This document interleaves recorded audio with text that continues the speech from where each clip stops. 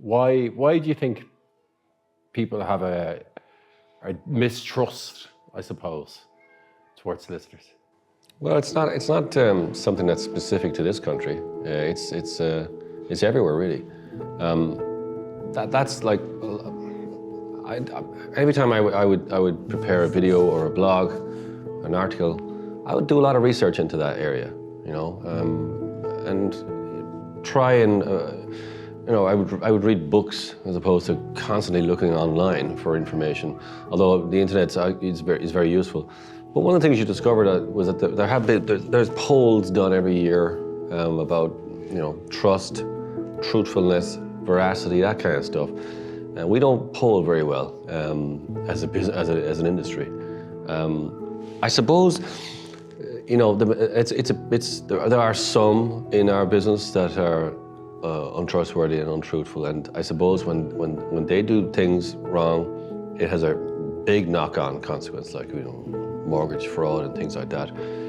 But they're a minority of the lawyers in every business. But unfortunately, there's this thing called salience or availability, where it's more prevalent because you're aware of it. So, for instance, people, when airline flights or traveling by air is the safest way to travel. We all know that. But people have a disproportionate fear of crashing an airplane, because when a plane crash does happen, it is a huge deal.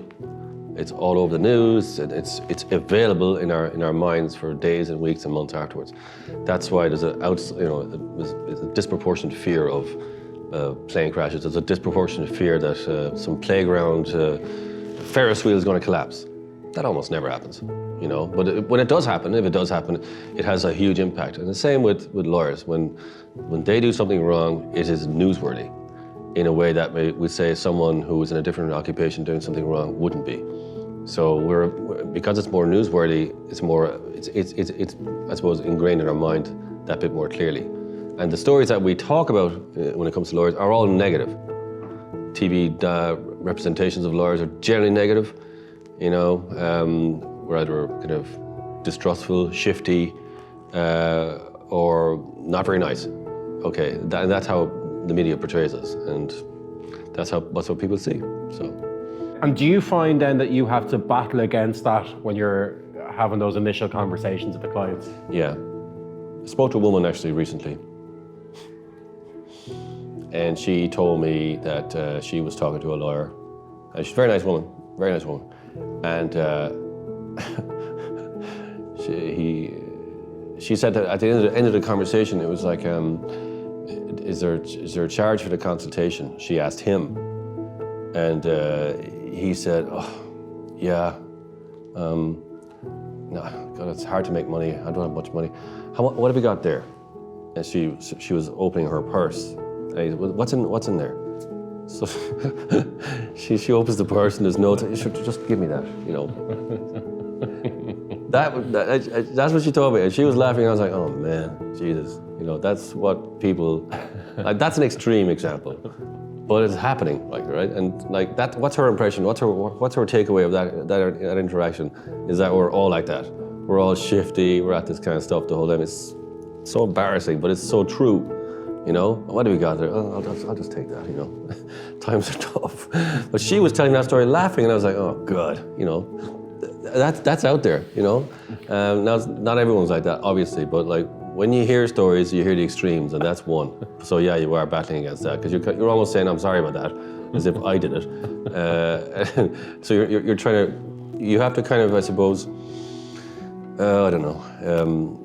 That's an extreme example, but there are plenty of examples, not so extreme, that are negative, right? Usually negative. You don't hear too many people saying, "Man, really good solicitor, such a good solicitor, she's lovely and terrific," and all like that. That's not a good newsworthy story. It's like the awful stories are the ones you hear. So I even hear digital marketers are talking to big law firms even, and they're trying to sell them on this nonsense about your customer, your client wants to forge a relationship, with the law firm. It's all about relationships now between businesses, and I'm thinking nobody wants a relationship with their lawyer, right? They see us as a necessary evil, And when they're finished with us, that's it. They don't want a relationship.